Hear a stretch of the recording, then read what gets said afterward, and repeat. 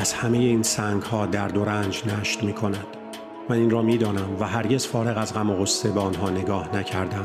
درست است که من دیگر چیزی برای از دست دادن نداشتم، اما به خودم مطمئن بودم.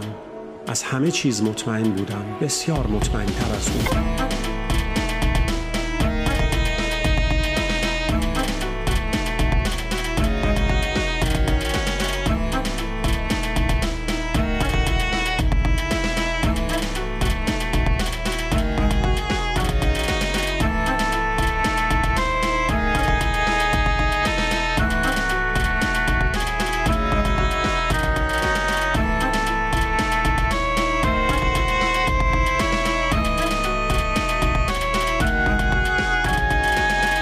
از نظر من هیچ چیز اهمیتی نداشت، چون همه چیز بی‌معنا بود.